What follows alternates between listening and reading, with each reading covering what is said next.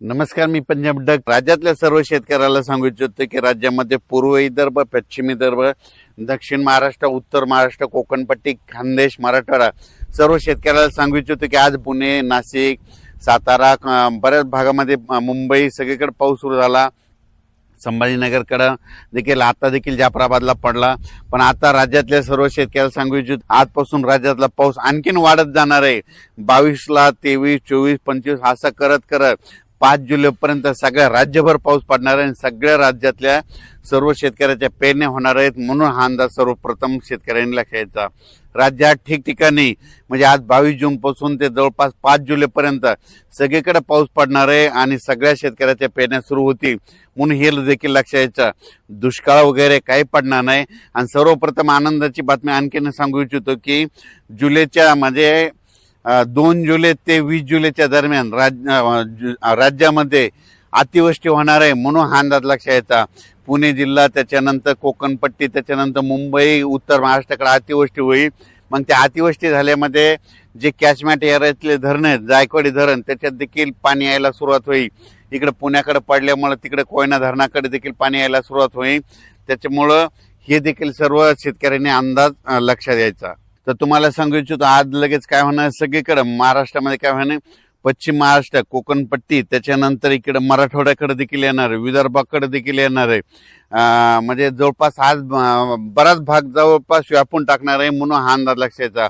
आजच्या पेक्षा आणखीन उद्या 23 तारखेला आणखीन 23 जूनला आणखीन बऱ्याच भागामध्ये व्यापून टाकणार आहे. 24ला 25 असं करत करत सगळीकडे वाटणार आहे. म्हणजे सांगायचं झालं तर विदर्भामध्ये सांगायचं झालं तर वर्धा, नागपूर, भंडारा, गोंदिया, चंद्रपूर, यवतमाळ, वाशिम, अकोला, बुलढाणा, अमरावती ह्या परिसरात देखील म्हणजे आजपासून पावसाला वाढायला सुरुवात होणार आहे. म्हणून हा अंदाज लक्षात घ्यायचा.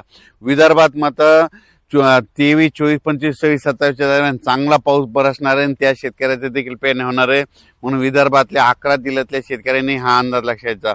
मराठवाड्यात देखील आज बऱ्याच भागामध्ये म्हणजे परभणी जिल्हा, लातूर जिल्हा, बीड जिल्हा, धाराशिव जिल्हा, जालना जिल्हा, संभाजीनगर आज देखील बऱ्याच भागामध्ये पाऊस दाखल होईल. पण उद्याच्याला आणखीन ह्या 5-7 दिवसामध्ये मात्र सगळीकडे दाखल होऊन मराठवाड्यातल्या देखील शेतकऱ्याच्या पेरण्या सुरू होतील. म्हणून हा अंदाज सर्व शेतकऱ्यांनी लक्षात द्यायचा. त्याच्यानंतर सातारा जिल्हा, सांगली जिल्हा, सोलापूर, कोल्हापूर तिकडे तर कालच पाऊस सुरू झाला, पण तिकडे आज देखील बराच भाग कव्हर होणार आहे.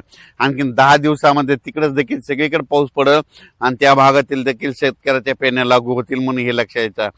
उत्तर महाराष्ट्राकडे नंदुरबार जिल्हा, धुळे जिल्हा, जळगाव जिल्हा, नाशिक जिल्हा, त्याच्यानंतर अहिल्यानगर ह्या परिसरातल्या शेतकऱ्याला सांगू इच्छितो की तुमच्या देखील आज म्हणजे 22 पासून ते 5 जुलैपर्यंत तुमच्याकडे सगळीकडे पाऊस पडणार आहे. सगळ्या शेतकऱ्याच्या पेरण्या लागतील.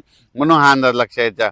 शेतकऱ्याला विनंती, शेतामध्ये पाऊस पडल्याच्या नंतर जमिनीमध्ये ईदभर ओल गेली तर तुम्ही कधी पेरणी करू शकता. म्हणून हा अंदाज लक्षात घ्यायचा. 4-6 बोटावर जर ओल केली तर तुमच्या पेरणी खराब होते. त्याच्यामुळे 4-6 बोट पेरणी करू नये. ईदवर चांगले ओल गेल्याच्या नंतर तुम्ही पेरणी कधी करू शकता. म्हणून हे शेतकऱ्यांना लक्षात घ्यायचं. पण राज्यात मात्र आजपासून परत जास्त पाऊस वाढायला सुरुवात होणार आहे. दुष्काळ वगैरे काही पडणार नाही. परत एकदा सांगतो, जूनमध्ये यावर्षी मी म्हटलं तर कमी पाऊस राहणार, जुलैमध्ये जास्त, ऑगस्टला कमी आणि सप्टेंबर, ऑक्टोबर परतीचा पाऊस धुमाकूळ घालणार आहे. म्हणून हे अंदाज देखील लक्षात द्यायचा. पण जुलै महिन्यामध्ये मात्र राज्यामध्ये ठिकठिकाणी अतिवृष्टी होणार आहे. म्हणून हा अंदाज सर्वप्रथम लक्षात द्यायचा. परत कोणत्या कोणत्या भागात होणार आहे त्याचा सविस्तर अंदाज पुढच्या अंदाजात दिला जाईल. धन्यवाद.